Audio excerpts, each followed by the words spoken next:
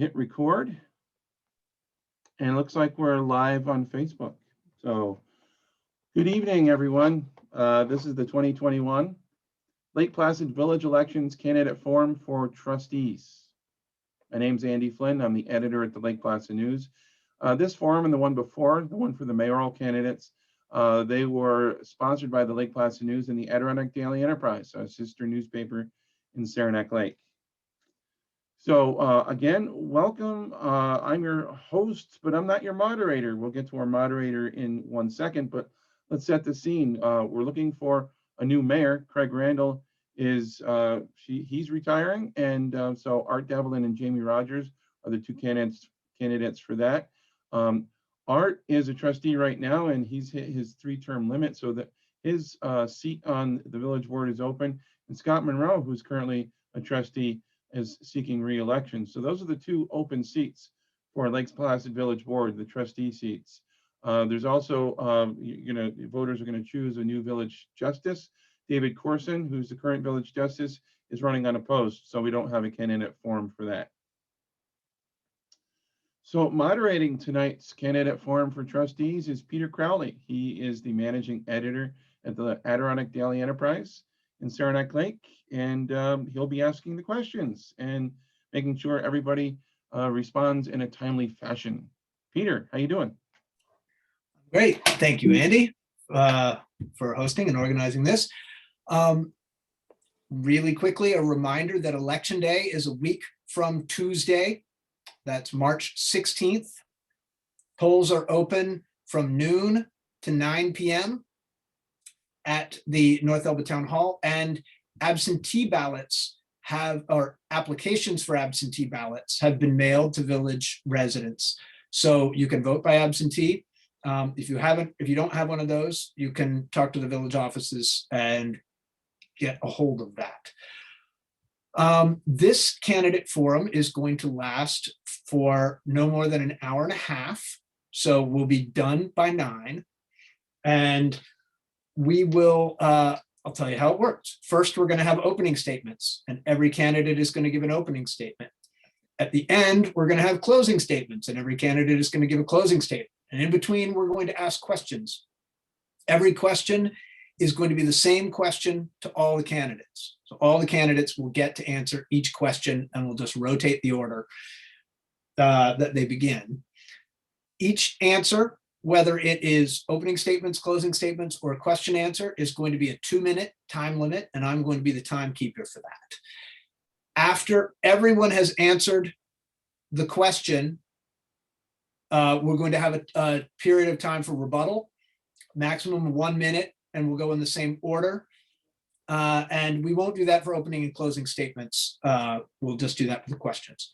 So again, once everybody's answered the question, if you have something that somebody said that you want to respond to, have it ready, because you're going to get a chance.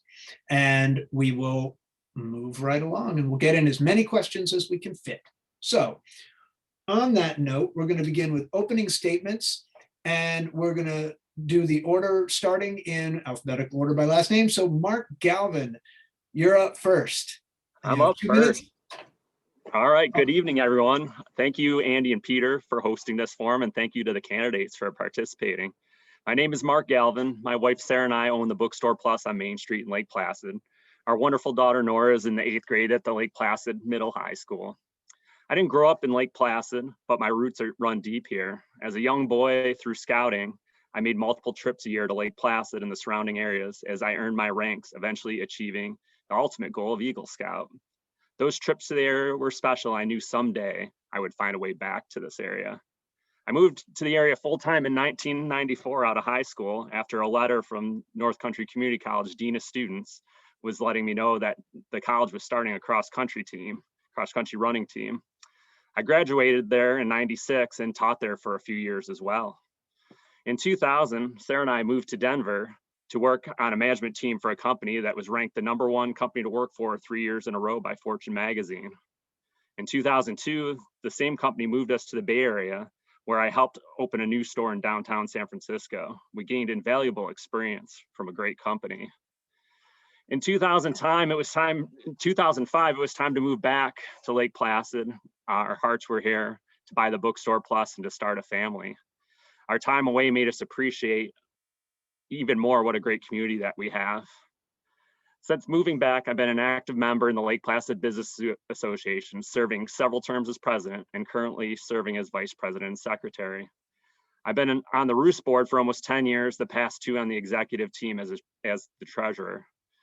I'm on the Main Street Redesign Task Force and 2 of their subcommittees. I also serve on the Save Mirror Lake Task Force, focusing on road salt and other threats to the lake. Through all these committees, I feel like I have a great pulse for Lake Placid and look forward to serving the residents of Lake Placid if elected on March 16th. Thank you very much, Mark.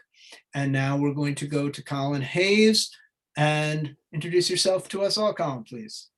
Hi, everybody. You may not know me. My name is Colin Hayes. I'm a younger resident of Lake Placid.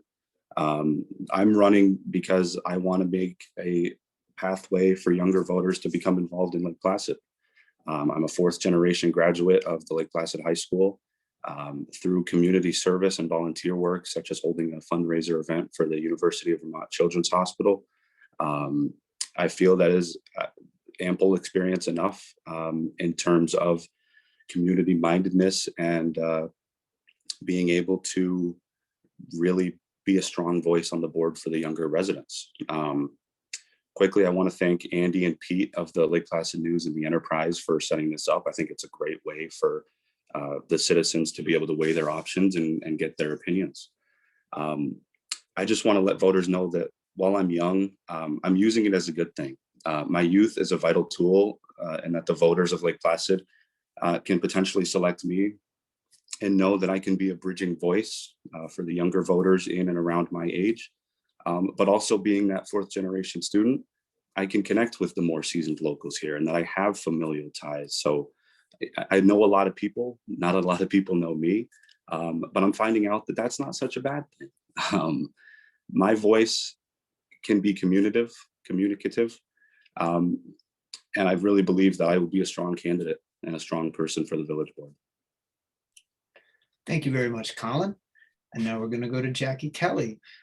Please introduce yourself to us, Jackie. Hello, hi, my name is Jackie Kelly, and I made Lake Placid my home in 1978. This is where I met my husband and raised my family, and now my family is raising their family. My grandson will be the class of 2029, and he will be the 6th generation to graduate from the Lake Placid school system, so I care very deeply about the legacy we are leaving behind. Lake Placid has provided me with immeasurable opportunities personally and professionally.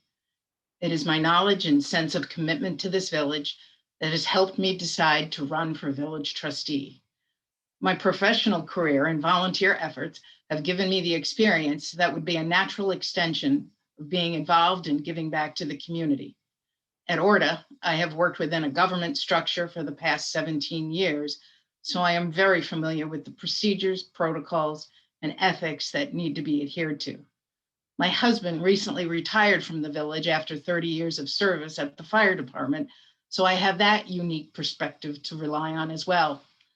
We need board members who recognize the importance of cooperation and teamwork to make this village a viable entity and to continue with all of the improvements that are needed. So thank you. Thank you very much, Jackie. And now, Scott, if you would introduce yourself as well. Hi, I'm Scott Monroe, and I'd like to thank the Enterprise and the Lake Placid News and Andy and Peter for hosting this tonight, and welcome everybody else that's attending. Some background on myself. I moved to Lake Placid with my wife of 30 years in 1988 and was employed at the Lake Placid Police Department for 24 years. I was a patrolman for 16 years, then promoted to sergeant for 2 years before being promoted to the chief of police for the last 6 years. As chief, I completely revamped the department's rules and regulations to meet the current best practices at the time. I also got the police department into the technology era making it possible for us to go 100% paper-free. As chief, I also instituted several community-based programs, Lake Placid bike rodeos for kids, citizen ride-along programs, foot patrol of our officers to interact with the community, as well as having a police booth at all the major functions that were going on at the time. I retired from the police department in 2011, and in 2013, still having desire to give back to the community, I ran as village trustee and was elected to the village board as an independent thinker and problem solver with proven leadership. I believe I've done just that over the last 8 years, and if reelected, I'll continue to do what's best for Lake Placid. Thank you. Thank you very much, Scott, and thank you all. Just a quick reminder to the listeners out there, these are 4-year terms. So, and there are 2 of them again available. So you will, as a voter, choose 2 of the 4 candidates for the next 4 years. And now we're going to go to our first question. And we're going to start with you, Colin, on this one, and then go from there. So, and also a reminder here that some of these questions are on common issues, and some of them are on, we ultimately developed them from covering the village and knowing the village, but some of these questions also came from questionnaires that we asked all the candidates, including these trustee candidates and the mayoral candidates. And those questionnaires, by the way, are published in this most recent week's issue of the Lake Placid News, and also the Saturday weekend edition of the Enterprise. So if you want to read all of those, you can do that, or online. So Colin, first question for you. Transparency of the village government was named as an issue in our recent questionnaires. And in your eyes, how transparent is the village government? Does it need to change? And if so, how would you change it? Well, that's a great question. Transparency is one of the things that I'm running on, and I plan on addressing as soon as I'm seated, if I'm elected. Our board needs to increase its transparency. For the last couple of years, the residents multiple times have been left out in the dark in terms of knowledge that should have been shared that wasn't. Most recently with the extra PPP charge on the electric bill. It had everyone in a frenzy. No one knew what was going on. And it took a memo from the village a couple of days later to kind of calm everybody down. But even so, no one knew what it was, how it went in, and why their bills were so high. In terms of between residents and visitors with transparency, I think we need to give priority to residents. They're the reason why we're able to run. They're the reason why we're able to sit in on this forum. And yes, the visitors come here and support our businesses, but when it comes to the nitty gritty of what goes on in Lake Placid, the residents are on a first come, first serve, need to know basis. Thank you, Colin. And now we're going to go to Jackie. Same question, I'll read it again. Transparency of the village government was named as an issue in the recent questionnaires. In your eyes, how transparent is the village government? Does it need to change? And if so, how would you change it? Well, you know, the old adage comes to mind that you can lead a horse to water, but you can't make him drink. Working for ORDA and being involved in many of the committees through the village, I know that we do put out a lot of information. You know, is it easy to find? Probably not. You know, does everybody have access to the internet? Maybe not either. But I do think that we do a good job getting the information out there. There are, you know, weekly emails to businesses, to residents if they want to sign up for it. And I do know that the village is doing an email push that will give everybody the opportunity to know when certain functions are going to be happening around the village. And that's due to come on board within the next month or two. So, you know, there's always more we can do. But if it's out there and people choose not to find it, then, you know, I don't know what more we can do. But it's there. Thank you, Jackie. And then we're going to go to you, Scott. Again, transparency, an issue in your eyes. How transparent is the village government? Does it need to change? If so, how would you change it? The transparency has gotten better. If there's one thing that COVID has done for the village, it made us more transparent. A couple of years ago, I tried to get the board to acknowledge that we needed to video record our meetings so that people could do what they're doing now. It wasn't accepted, but now because of COVID, we've been forced to do it. So now we at least are being more open with our meetings. People can go back through our YouTube channel, can watch it at any time that they want. So we have gotten better. The website is slowly improving. It has a long ways to go. It is a bit cluttered, but we're working with the town, trying to do it as a dual project, which is kind of slowing us down. We need to improve it. As far as what Jackie related to is the email push, it is coming out, but unfortunately, a lot of people don't really just rely on email. I think we need to go down the road of it being text messages with cell phones as well. I don't know if our system allows us to do that. If it doesn't, then I think we need to go down that road and find a place that will do the pushes through text message, because that is the more popular way to do it. I know there's companies called Code Red that other agencies use for alerts and stuff. So I would like to see us go down that road. Thank you very much, Scott. And now it's going to go to you, Mark. Again, transparency. In your eyes, how transparent is the village government? Does it need to change? And if so, how would you change it? I do feel like the village government has been more transparent, and especially during COVID, but in the last couple of years in general. I do think information needs to be organized in a better way. Scott had the example of the website. I also agree with him that the text alerts would be very helpful, because people aren't checking their email all day. And I know there's been some talk of text alerts during the Main Street redesign phase, which will be super helpful for businesses and residents to kind of know what's going on in the moment. So transparency, I think, is getting better. But I also think one thing I would bring to the table, I love to talk. I love to talk to people. I'm easy to find on Main Street. So just a communication point, just talking to people and letting them know what's going on, just so nobody has any surprises.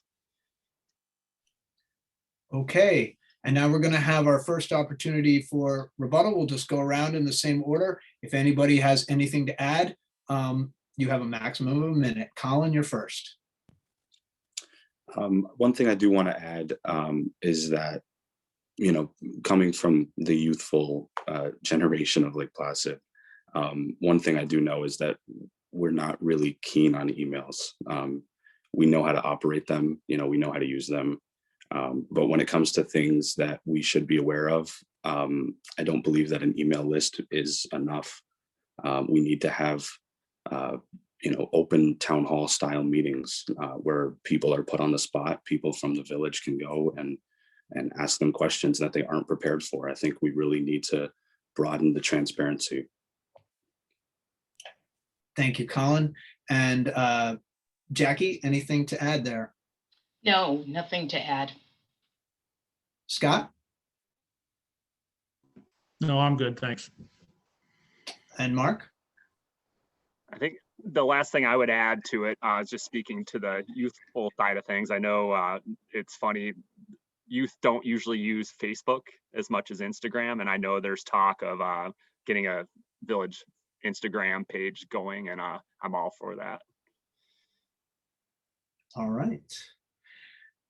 Moving on to the next question here, and it is probably no surprise to most of you, affordable housing. And we're going to start with Jackie on this one. Jackie, what are your solutions for affordable housing in the village of Lake Placid? And for workers and their families, and for seniors who might want to retire here? Well, we need to continue to adapt to the realities of our housing crisis. We all know the term affordable is a relative term. We aren't completely there yet, but we are making headway. You know, 2 projects have recently been approved by the Joint Review Board, the Mackenzie Overlook on West Valley and that should serve the needs of the service worker. It's a 60-room complex, 60-unit complex with 1 and 2 bedrooms. And that may be able to fill the void for the temporary worker. Then we also just recently approved the Peaks at the Cell Center, which is positioned to attract the remote worker. We're finding now that during the pandemic, as more and more people of the middle class are able to work remotely, they're looking for a more rural environment. And then we also have another project that's just going through the review process now, and that's going to provide a mix of single family homes and apartments. And what this says is that there's no one project that's going to provide the solution for all the income levels. You know, so we have to be creative in finding solutions to manage this crisis. You know, we need public, private, and nonprofit sectors to work together. And to add about, you know, aging well and aging in place, nobody has really put any thought process into that. It's just a matter of time. I mean, before the 65-year-olds and older, you know, are gonna sell their homes and move, and we don't want that either. They're a viable part of the community.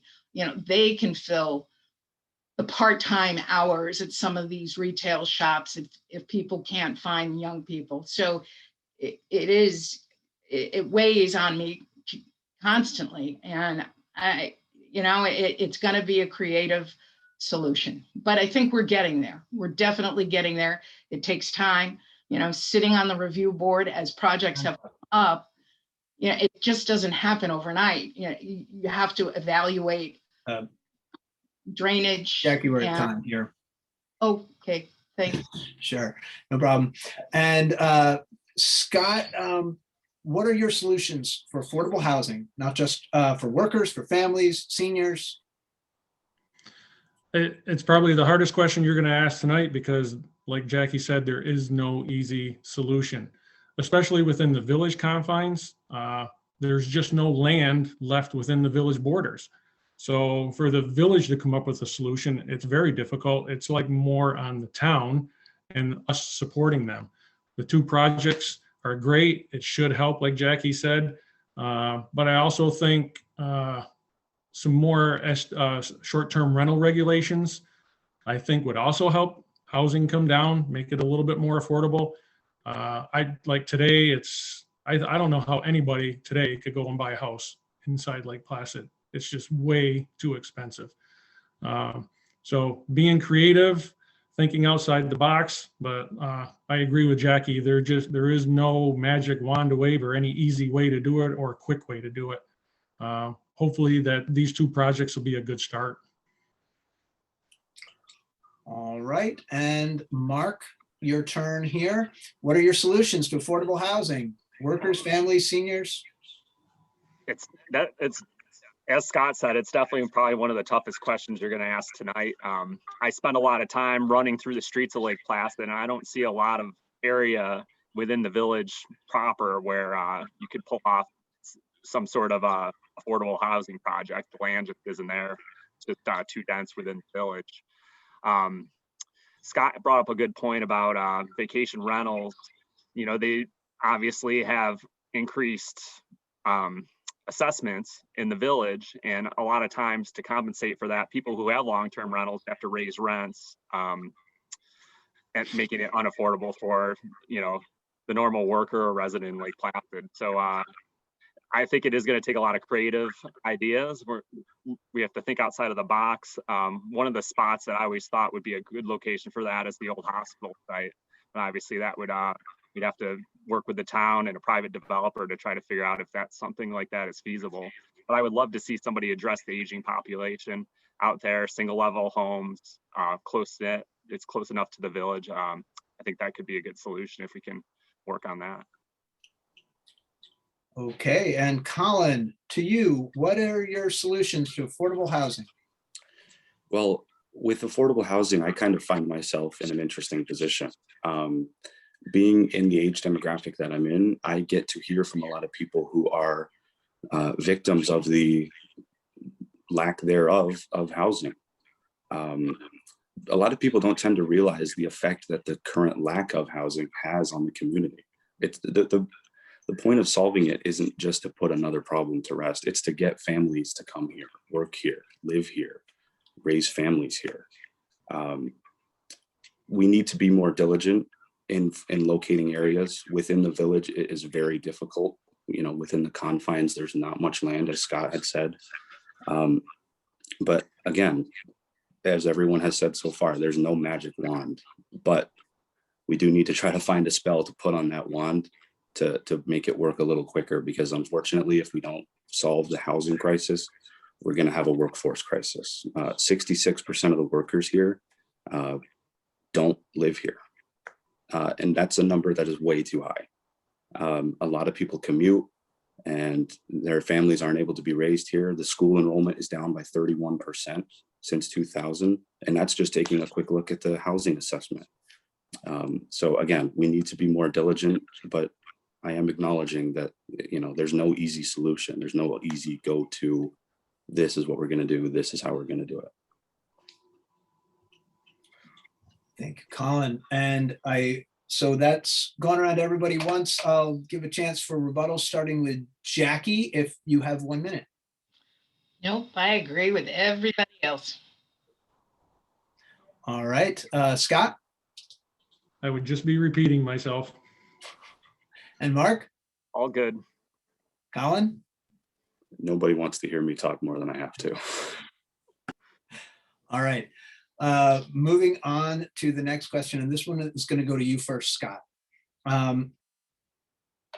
Large scale events.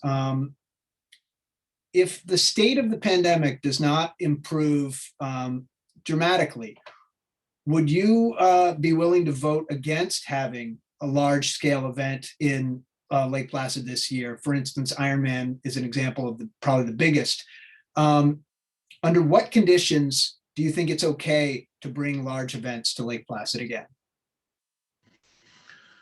Well, I think the state is going to regulate that. They pretty much come down with what the rules are, and if they can't meet the rules, I have no problem saying that they can't have the event. It's plain, it's simple, it's public safety. Not really a big fan of all the big events anyways. I understand their need for the, to help the community and the revenue that they bring. But I think the state regulations are going to dictate whether they can or can't. And if they can't, then I would definitely say no to that. Mark, to you again, under what conditions do you think it's okay to bring large events to Lake Placid again? I think we do really need to wait for the state's guidance on this.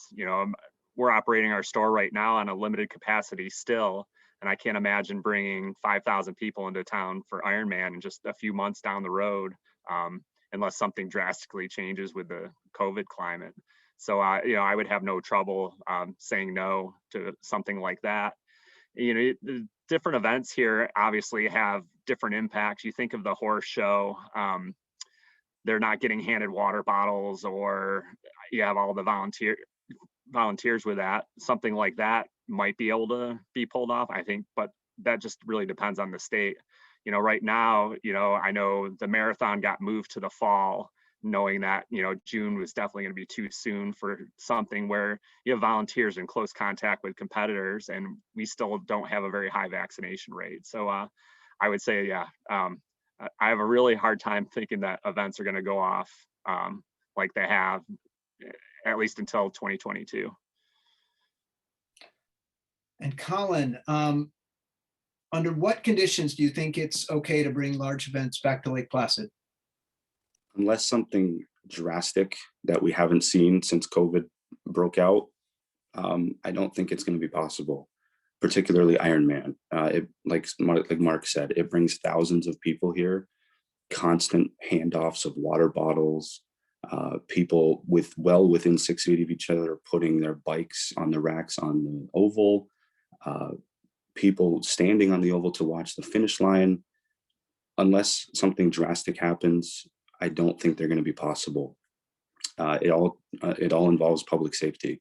And honestly, even if it didn't involve public safety, I would put it up to the residents of Lake Placid. Let them vote on it. If they want it, they can have it. But again, we have to keep our residents safe, and I don't believe that Ironman this year, in terms of right now, it would be a good idea. And Jackie, to you, again, the question is, under what conditions do you think it's okay to bring large events to Lake Placid again?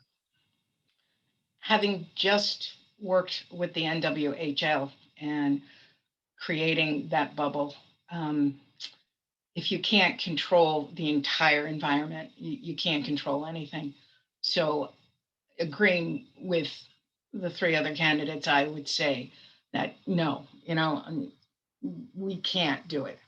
We can't do large scale events because it's just an impossibility to keep everything under control. And, I think within the next new guidance is coming out March 15th, and then April 2nd, the governor has released the fact that you can have an outdoor event for 500 people if everybody has a negative COVID test. So, you're leaving it up to people to be truthful and honest, and I'm sure it's challenging, and you just never know. So I'll agree with everybody else. I don't think large scale events are going to be happening this year. All right. We've got a rebuttal round, and I'll put, as we do this, I'll want to put a little hypothetical.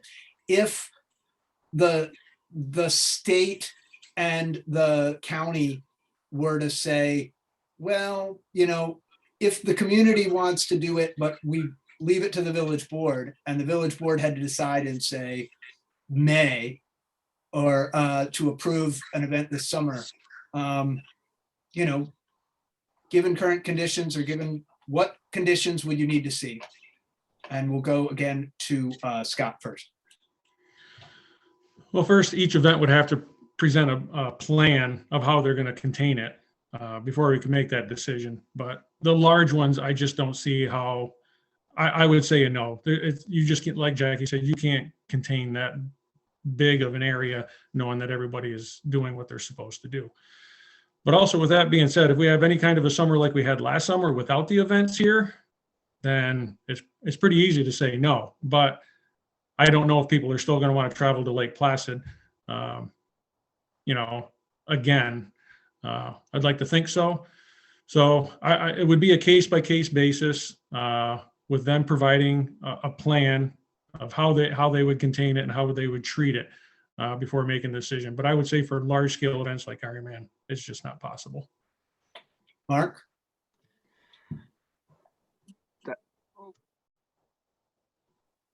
Get unmuted here. Yeah, I would echo the same thing.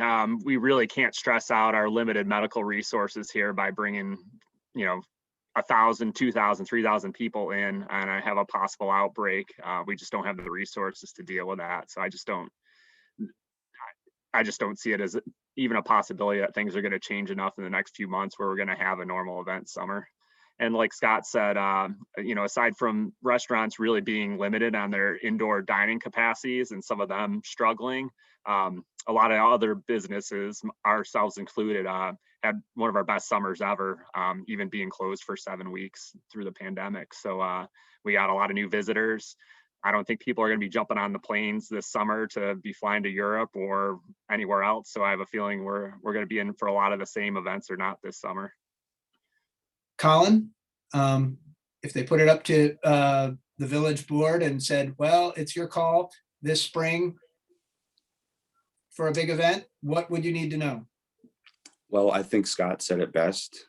Every individual event would have to be a case-by-case basis. But Ironman and even getting into lacrosse and rugby, I just don't think they're possible. We all know how rowdy the lacrosse and rugby players are. To try to tell them that we are going to control the environment, to put them in a bubble, they can't go out and support our businesses. When you put all that into the basket, trying to pick out a successful event with no COVID outbreak, it's virtually impossible. All right. And Jackie, same thing to you again. Really nothing more to add. Okay, next question, and this one is going to go to Mark. Back to you first. And many current and former residents have said Lake Placid has lost its sense of community. What are your thoughts on that? And if you agree, how can Lake Placid get it back? I'm not really sure I agree with that statement. I live in a great neighborhood that fortunately doesn't have a lot of short-term rentals in it. And, I've got school teachers, professionals, people surrounding me. And I really get a great sense of community, and it's been a great place for my daughter to grow up. Obviously, I think some of that comes from, there are some neighborhoods that are inundated with short-term rentals. They got kind of overwhelmed. And so, yeah, you think about the Hillcrest plot of people. I can totally see that. My mother-in-law grew up here in that neighborhood, and obviously there's not a lot of people who live there year round. So maybe there's a little identity loss there, but Lake Placid residents are very proud of their community, and we volunteer. We love to talk about Lake Placid, and we love to share our village with anyone who comes to visit. So no, I think we still have a great sense of community here. All right, Colin, to you, has Lake Placid lost its sense of community to any degree? And if you agree with that, what can it do to get it back? I don't think it's completely lost it. I do think it is decreasing quite quickly. As Mark mentioned, the Hillcrest neighborhood. I live on Station Street, so I didn't grow up there, but I know people who did. And as kids, they were able to go out and run down the street and just run into other kids that lived there. Now, if you can find a school-age children on that road, please let them run down the road and see how comfortable you are with it, because most of those houses are now being used for short-term rentals. My solution would be just try to go about every single way to get these short-term rental operators to cut down on the nights that they rent out, or convert to long-term. Because yes, there are some communities that still have that sense of neighborhood and togetherness. But when it comes to, the neighborhoods that are unfortunately located closer to Main Street, which, we all know is the business hub of Lake Placid, there's no community there. There's nothing. There's maybe 4 or 5 year-round residents, and the rest are short-term rentals. You'd be lucky if you got the same neighbor 2 weeks in a row. Thank you, Colin. And now to Jackie. Has Lake Placid lost its sense of community? And if so, how can it get it back? So it's an interesting question. First, I would agree with Mark and Colin, not so much. But as I'm sitting here thinking, 2 years ago, when the hockey teams had to merge between Saranac Lake and Lake Placid, that was a huge uproar. That is the only thing that I can think of that somebody would say, hey, we've lost our sense of community. We've had to merge with our arch rival. And that is just a function of, kids not playing in the hockey, not in the hockey program because enrollment is down, not enough kids to make a team. So again, it all goes back to short-term rentals versus long-term rentals, and how do we get families back in the community? I think that's what that sentence is saying. That's the sense of community, getting more people involved, getting people here long-term, living here, participating. I think that's what they're referring to. I could be wrong, but. Okay, Scott, has Lake Placid lost its sense of community? And if so, how does it get it back? I don't think we've lost our sense of community, but I'll agree with Colin. It is decreasing. There's just not as many people involved in the community. We still get a lot of people that show up for cleanup day every year. But like myself, I'm an avid bowler. I bowl 2 nights a week. Our bowling leagues are down. We used to have 8 teams. We're down to 5 teams. So the sense is still there. We just don't have the people to do it. So We have it. We just need more people to get them here. All right, we'll go around for rebuttals. Mark, Nothing to add. Colin, I have nothing more. Jackie, Nothing more. Scott. Nothing on me either. Okay. All right. Next, we've got the question that has probably been asked at every candidate forum in Lake Placid, perhaps ever. Definitely long before I started here, and that is parking. And Colin, we're going to start with you.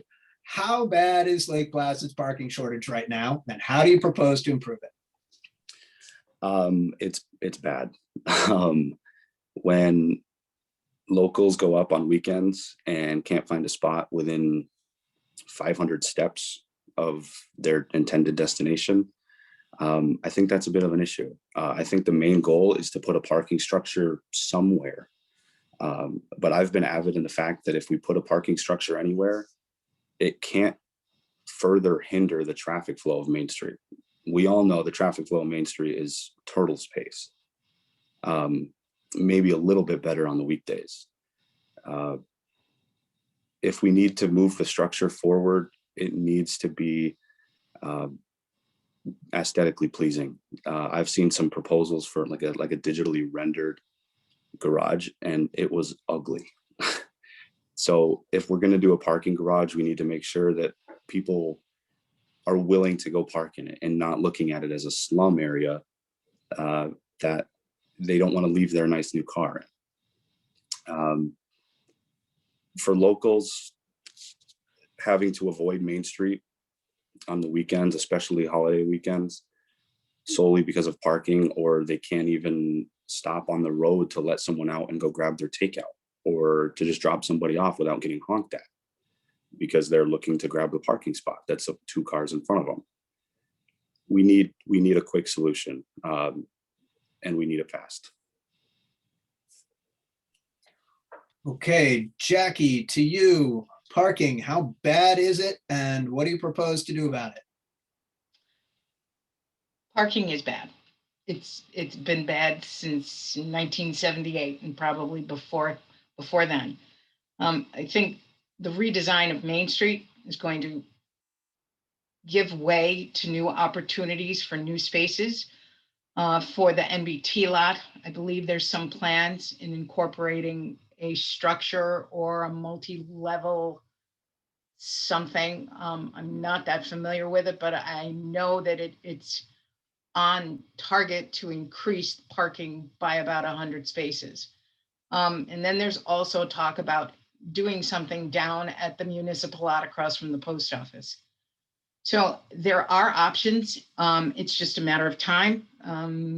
We just can't let it stall anymore and keep moving forward so that we wind up with the parking that we need. Okay, now to Scott. Parking, how bad is it, and what do you propose to do about it? Well, it's horrible. It's been that way since I've been here, 88. Jackie says the 70s. I believe her. I think we have the same problem we have with affordable housing. People want to park as close to the village center as possible, and there's no land there to put parking. So parking structures are our only option. Not really in favor of wanting to have them.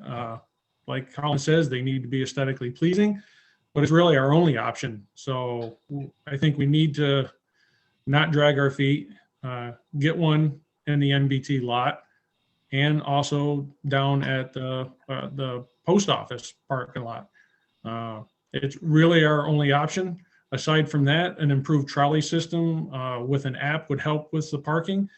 But it's one thing I found over the years as working at the police department and being on the village board is people just don't really want to take one. They don't want to park further away and ride into town and then have to wait for that ride to get back to their car.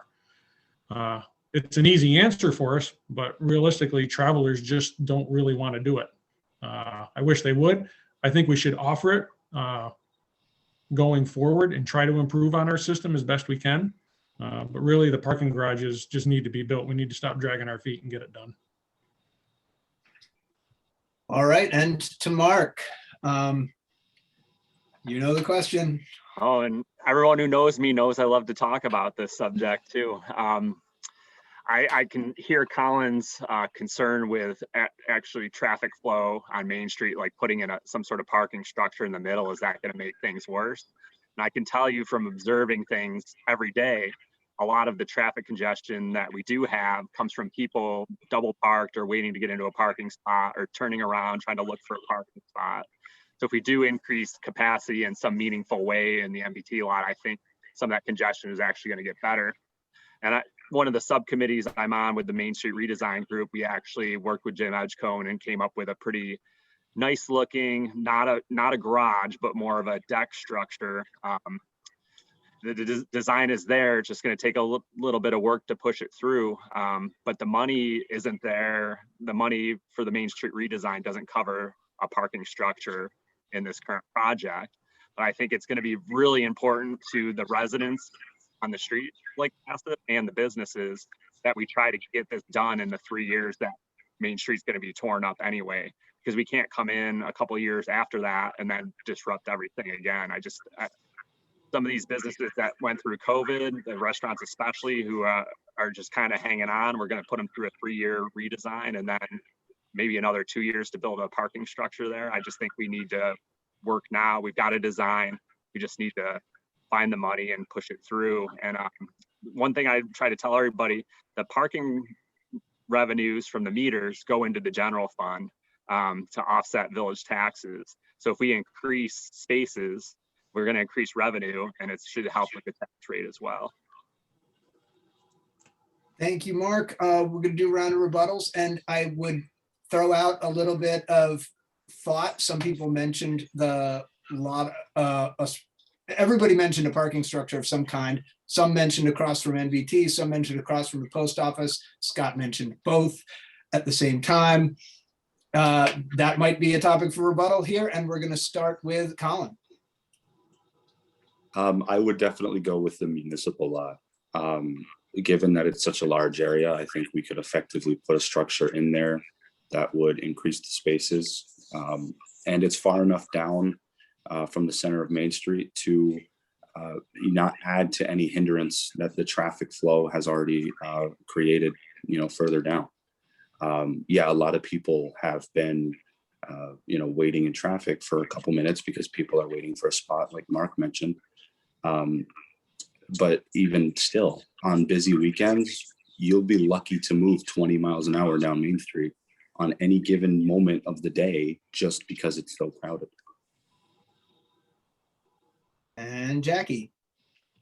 I'm still going with the two locations, whether it's the NBT lot or the municipal lot, are probably our best and only options.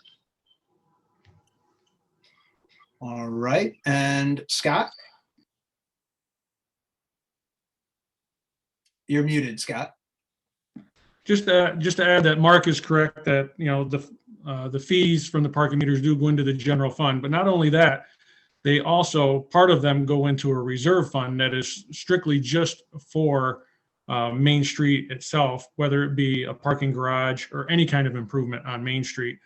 But yeah, the problem with the post office parking lot is that there's more than just the village involved. There's the town and a private owner to make something happen on that point.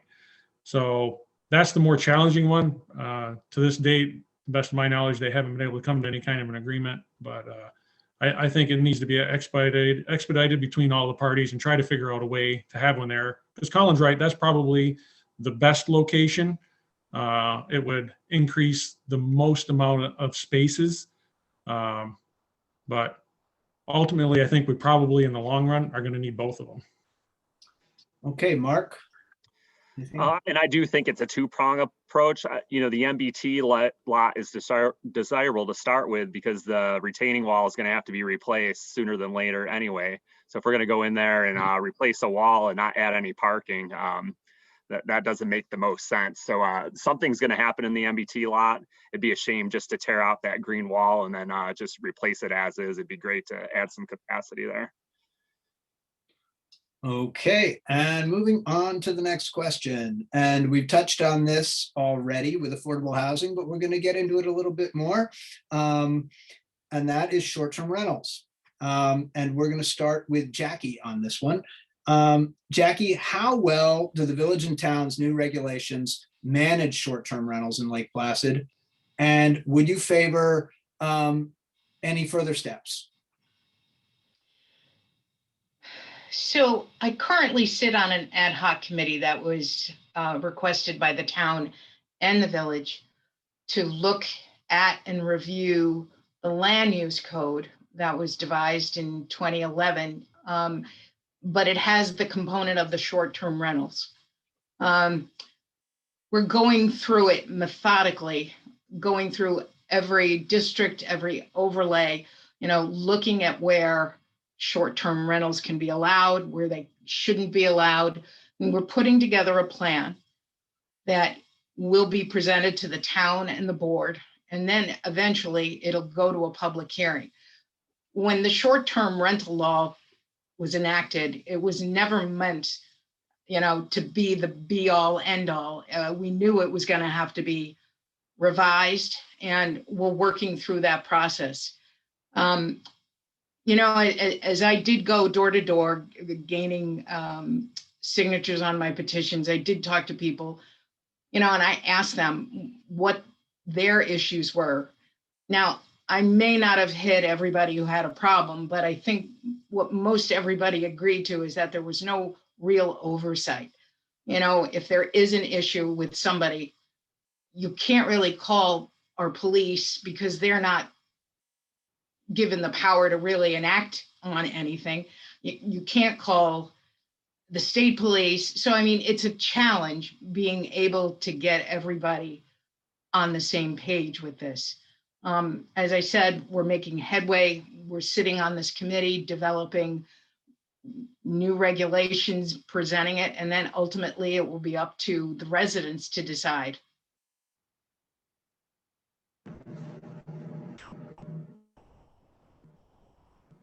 Oh, thank you, Jackie. Sorry, I was muted. And now to Scott.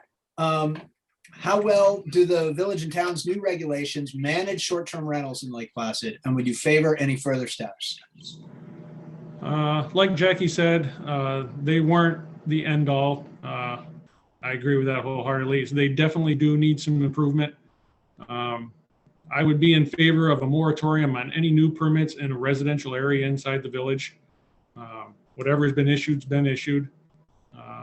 I know they're working at redistricting areas in the land use code. I haven't seen what that is yet, but that would be a big improvement as well. I think 90 days is just way too much time. People can still make a lot of money running 90 days a year compared to if they wanted to have a long-term rental in there. So I'd be more in favor of getting that number down to 30 days where they would make the same amount of money, whether they're doing long-term or short-term, as a way to maybe get people to go back to long-term rentals instead of short-term rentals. But that wouldn't necessarily apply to people that are hosted properties, somebody that lives on site, but yet has a garage with an apartment up above it. Those don't tend to be the problem areas that we have with short-term rentals.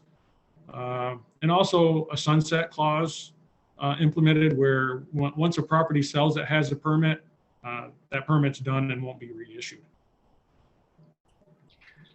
Thank you, Scott. And now we're going to go to Marc on this one. Marc, how well do the village and town regulations manage short-term rentals? And would you favor any further steps? I think the short-term rental were definitely a good starting point. I think we do have to balance the needs of the people who come to visit Lake Placid with the needs of our communities too. Obviously, short-term rentals have been a part of this economy for years and years with boarding houses and that sort of thing. So we got to make sure that we have the capacity for those folks, but do it in a responsible way. And we've definitely, as a village, we've gotten away from that. It's definitely steered too much towards the traveler, not towards the resident. So I do think it's a good starting point. I was interested, out of the 474 permits that were issued, short-term rental permits, 275 of them are in the village, and it's 200 are outside of the village. So it's a lot of properties being rented. I'm not sure the time aspect of things works completely. If we're limiting people to 30 days, yeah, maybe it's going to get rid of some in the village, but it's also, people aren't going to rent their houses in April when they're not going to make any money. They're going to rent them in the middle of July. So we're going to have all that density into one spot. So I'm not sure what the whole solution is. I do think it needs to be reworked a little bit. Jackie had brought up the point of a contact number, and I think maybe Scott can chime in on this on rebuttal. I think there is one that you can call and lodge a complaint, because I think I had to do it early on in the permit process with somebody, a loud group that was running across the street from me. So I do think there is a number there. I just think that it probably needs to be communicated again and let people know, so that if they do have any complaints, they do have a place to turn. So yeah, I do, good starting point, but we definitely have some work to do, and I would love to put in that work on the board. All right.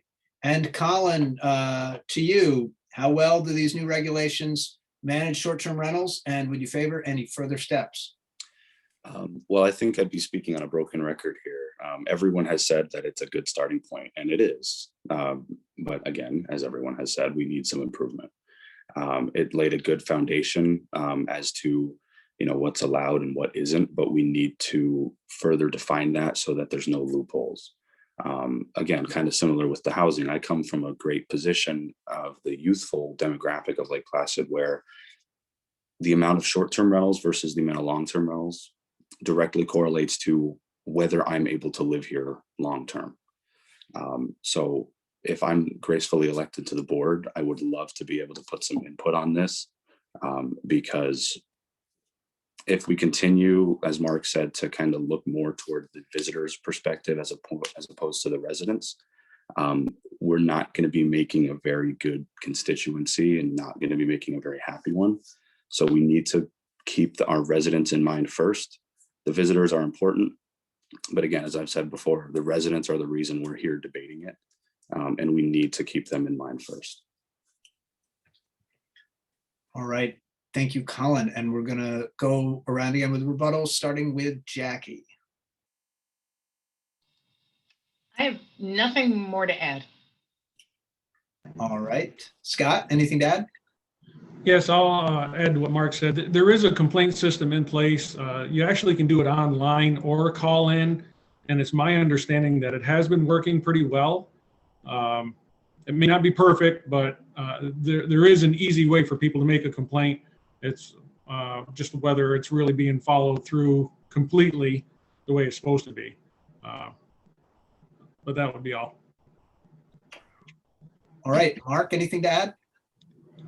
Nothing more to add. Thanks, Scott. Colin, anything? Nothing more. All right. Next question. And this one, we're going to start with Scott. And this will be our final question before closing statements. I was one of a lot of people who came here in my 20s, and my first job was at a restaurant in Lake Placid, and that's pretty common kind of thing. And at the time, I happened to live in Saranac Lake because my grandparents were there and my family connections were there. But everybody who worked at restaurants in Lake Placid and hotels and stores, it seemed like, lived in Lake Placid. This was 1999. Apartments were, rent was about $300 a month. That was a while ago, I know, but there were a lot of apartments at the time. So to that person in their 20s who comes to you and says, what is village government going to do for me? That's the question. What do you say to that someone in their 20s who asks, what is village government going to do for me? And I'm going to put this to Scott first. I understand what you're talking about, because when I came here in 1988, I thought I was never going to be able to buy a house because I thought it was pretty expensive at that time. But did work several jobs and made it happen. So no easy answer to that. But as a village official, I would say I'm going to try to do my best to keep the taxes down so that you can do it and afford to live here. But that's only one component of it, because the other is if there's no affordable housing for you to be here, then it doesn't matter what the property taxes are. So no easy answer to tell somebody come in here in their 20s, because we don't have high enough paying jobs in Lake Placid for anybody to buy a $350,000 or $400,000 house here. So I'd be honest with them. I'd be telling them I don't have a quick answer to be able to tell him what I could do as a village official to make it so that he could live here, other than what we're doing currently, and not 100% sure that's going to work. All right, Mark, to you, what do you tell a person in their 20s who says, what is village government going to do for me? First thing, when we have someone in their 20s apply to the bookstore for a summer job and they say they want to stick around and, be here long term, I first ask them if they know what our winters are like, and just make sure we're straightforward on that. But I think, as Scott was saying, I think reassurance at the village level that we're working on affordable housing, we're working on the short-term rental issue to hopefully, down the line, make things more affordable. If somebody was to come in today and ask me what was happening, I said, listen, it's expensive, and it's going to be expensive for a while until we can get these things straightened out. There's no easy answer there. When I first moved to Lake Placid, I rented a house with three other guys, and that's how we were able to afford it. I have 2 long-term rentals upstairs, and I have 2 school teachers who are renting the 2-bedroom apartment in the front because that's what they can afford. And, think of 2 school teacher salaries not being able to afford to maybe buy a house in town. I think we need to get to that place eventually. And I think the affordable housing and the short-term rental regulations hopefully is going to be a good start to that. All right, Colin, obviously this is a little more personal for you, but what do you say to somebody in their 20s who asks you, what is the village government going to do for me? Well, luckily, when someone in their 20s comes up and asks me what the government is going to do, I can look at them and say, what can I do for you? I'm running for the board. That's my solution. I want to be part of the solution. People not being able to come here and live here is causing a direct correlation to everything we've talked about. I've talked with multiple people that have often asked me, you're 20 years old, why are you running? It's because people like me are being forced to live with their parents until they're 25 years old because their jobs are just not paying well enough for them to buy a house or to even rent an apartment.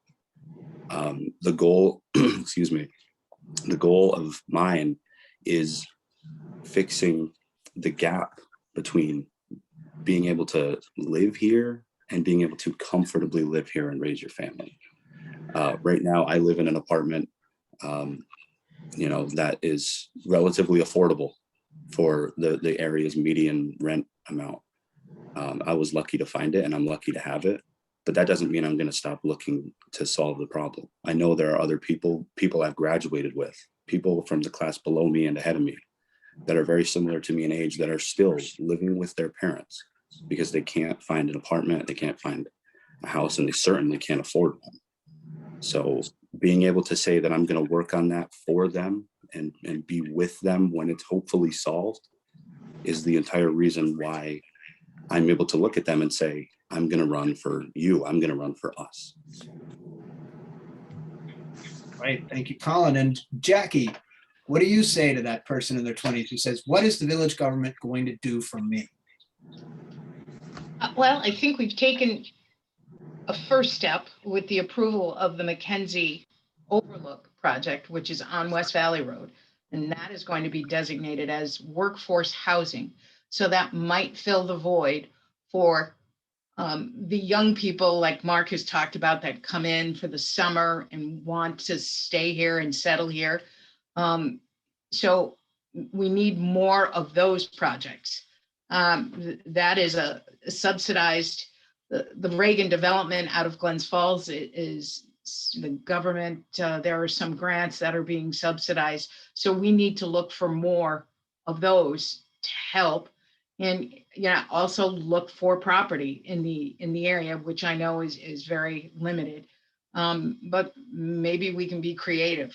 So I think we're making strides. Again, not as fast as everybody wants, but we're recognizing the problem and we're moving forward. And we can't stop. We just got to keep moving forward. All right, we've got a rebuttal round here. And we'll go around starting with Scott again. Do you have anything to add? I'm good. And Mark? I'm set too. Thanks. Colin? I have nothing more. Jackie? I'm good. Okay, I'll check in with Andy real quick. Are we good to go to closing statements here?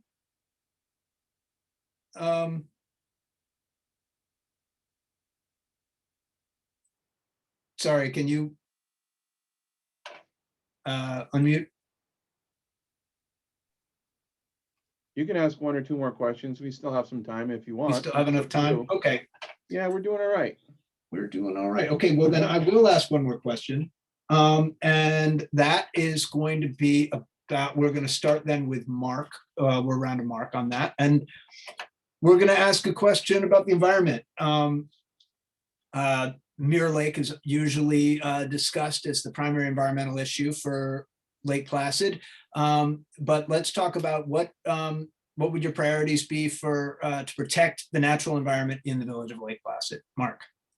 Well, I think you hit the nail on the head right there, Peter, and I'm on the Save Mirror Lake committee. We're talking about road salt, but we're also talking about different things like the foam floats that are underneath people's docks that are disintegrating and littering the lake. I think we have a great start with the Main Street redesign to be able to catch a lot of the salt that would normally be running right into Mirror Lake, housing that for a while, and then hopefully it going away. But I think there's a big education component there, and that's what my committee's been working on, is just educating the people who are applying this product to do it in a more responsible way. If we're catching, everyone talks how this project is going to be great for catching the salt, but if we can eliminate a lot of the salt use that we're doing it or applying it in the proper way, I think that ultimately is the better solution. And that's the direction we're going. So yeah, protecting Mirror Lake for me, obviously my store backs up to it. Very important to me. I swim in it all summer long. So I'm going to do all I can to protect that resource. It's a great resource for the village. And Colin.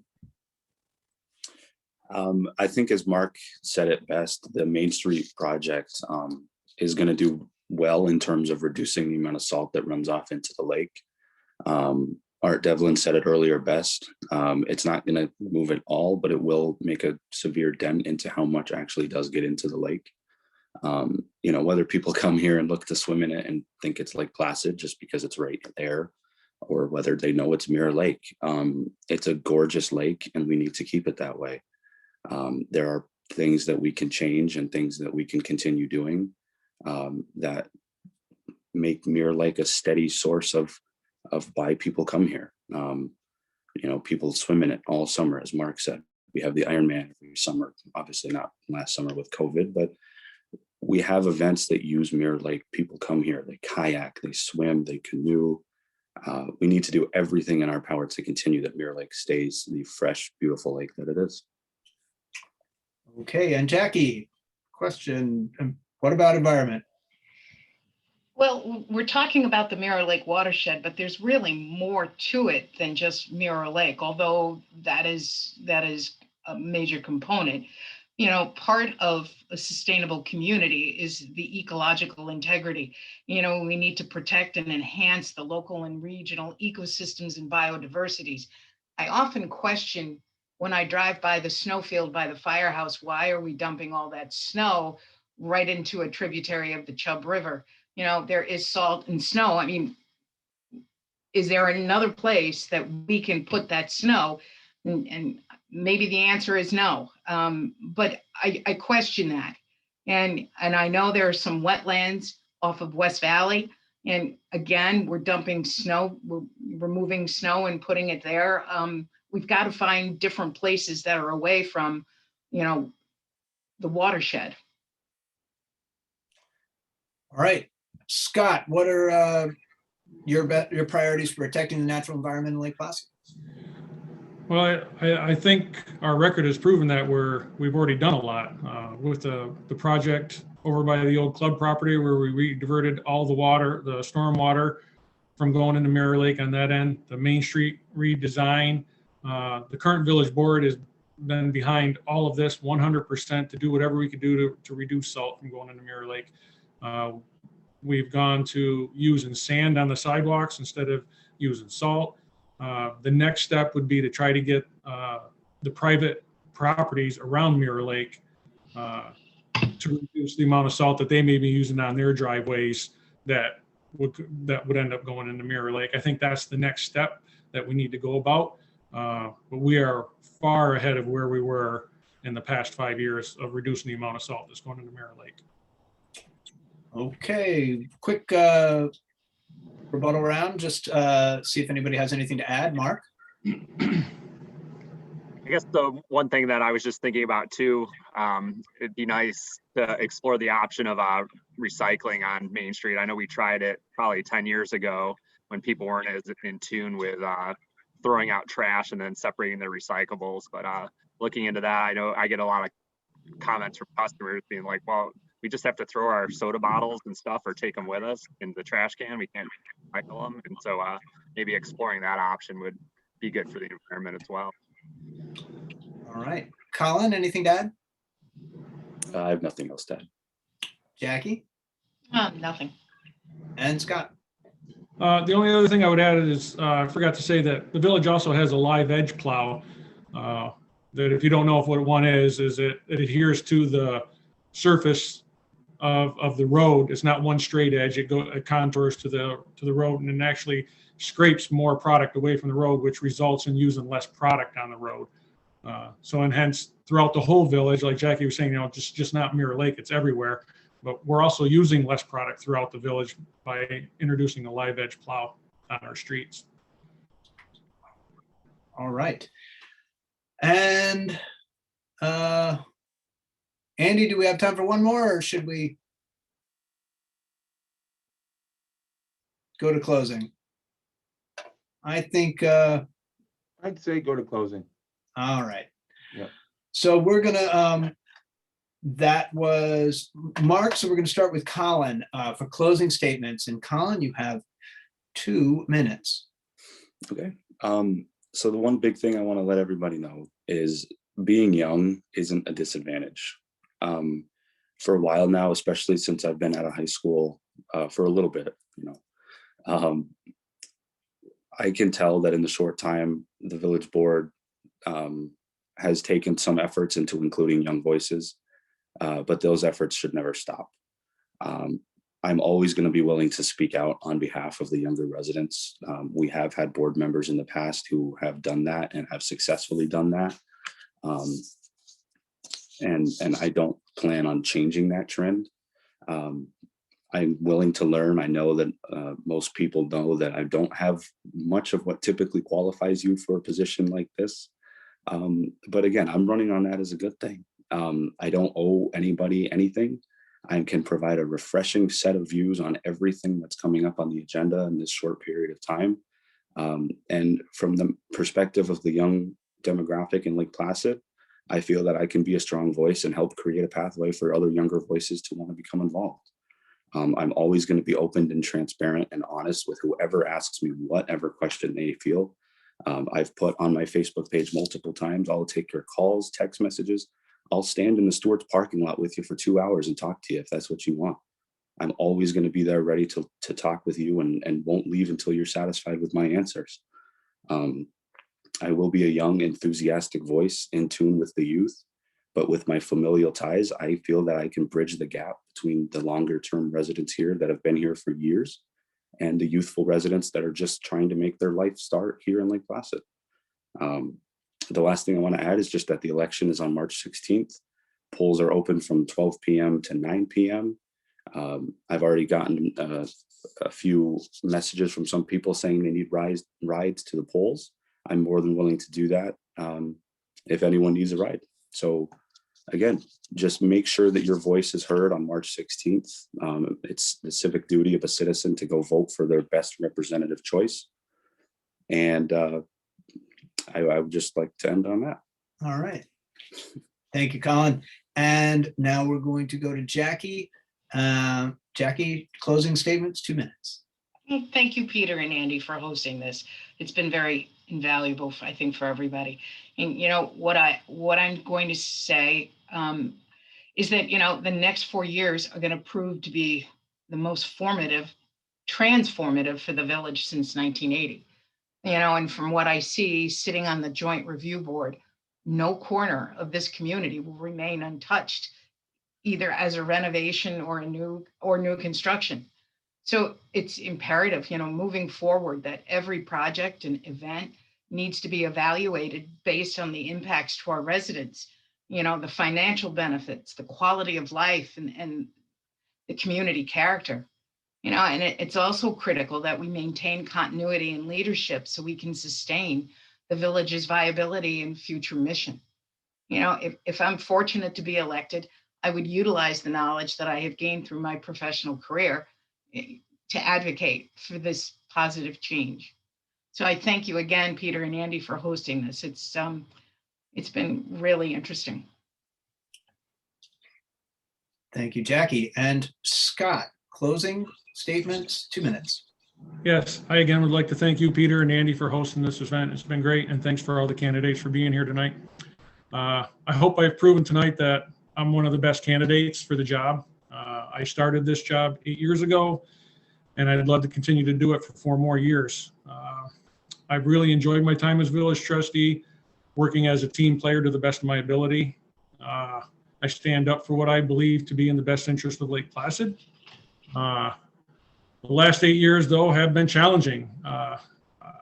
I've disagreed with other board members from time to time, and basically kind of being accused of not being a team player, but I don't look at it as that. I look at it as standing up for what I believe. I believe that's what board members are supposed to do.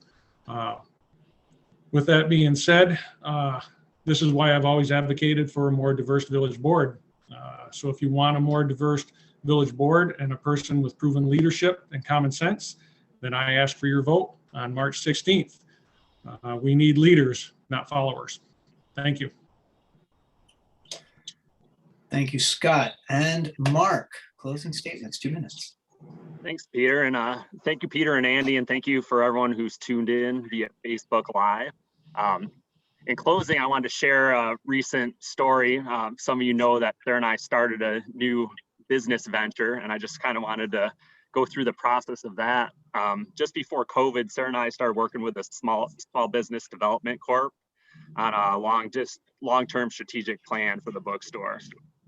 In this process, we had to do a SWOT analysis on our store. If you don't know what a SWOT analysis is, it's strengths, weaknesses, opportunities, and threat. And one of the things that we identified as a weakness is that our local book distributor, their fill rates were getting less and less. And what that means, we have so many Adirondack and regional titles in the store. They're so important to our bottom line. And, I would order 100 titles and 50 would come. And it was really having a negative impact on our sales. Then in September, this weakness became a threat when the distributor let us know they were going out of business. They were closing up shop at the end of the year. Thinking through all these things, we knew that for the continued success of the store, we need to track down dozens of the vendors and authors that we used to buy directly from one single distributor. We soon realized that this could actually be an opportunity. We knew if we were going to do all this work to find all these great products, other stores would need someone to fill in that gap as well. This is how the Blue Line Book Exchange was born. While there aren't a huge number of bookstores throughout the park, several outlets carry a selection of Adirondack titles. The reception from stores, authors, and vendors has been positive, and we're excited to be able to provide this service. If I'm fortunate enough to be elected on March 16th, I'll bring this kind of creative forward thinking to the village board. I'd be honored to have your vote on March 16th. Thanks again, everybody, and have a wonderful evening. Thank you, Mark. Thank you, all four of you. This has been an excellent forum, I think, and I really, whoop, that was timer, which we're all good on, and we don't need any more. Thank you all again, everybody who's listening. Thank you for caring enough about your community to learn more about these candidates. Thank you again. Again, their questionnaires are available in print and online in the Lake Placid News and the Adirondack Daily Enterprise. So please check those out. A reminder that Election Day is a week from Tuesday, March 16th. Polls open noon to 9 p.m. A reminder that these are 4-year terms, 2 members of the village board and mayor and village justice. Village justice is not contested. And so this is 3 out of 5 members of the village board. A majority, essentially, of the village board members are up for election here. Lake Placid is always changing, but it's it's changing, and having you don't get to micromanage every vote, every decision. You choose representatives to make those decisions. So I just remind you of all that, and thank you again for listening. And thank you again, candidates, for running and for participating. Thank you. Thank you. Thank you. All right. Well, thanks, Peter. Peter Crowley, managing editor at the Adirondack Daily Enterprise. I'm editor Andy Flynn at the Lake Placid News. Thanks to the candidates, Jackie, Colin, Scott, and Mark. I wish you the best on Tuesday, March 16th. The more we get that date out there, the more people will remember and get out there and hopefully vote. Polls open from noon to 9. I just want to remind you that tune in for coverage of the election, both in the Adirondack Daily Enterprise, which is out 6 days a week, Monday through Saturday, and the Lake Placid News, which is dated for Friday, but we're out on stands on Thursday. Both on our websites, AdirondackDailyEnterprise.com and LakePlacidNews.com. Also in our print versions of our newspapers, we'll have full coverage of the election. So once again, thanks to everybody. Thanks to the viewers on Facebook Live. And I wish you the best. Have a good evening. Thank you. Thank Thank you. you. All right. Night.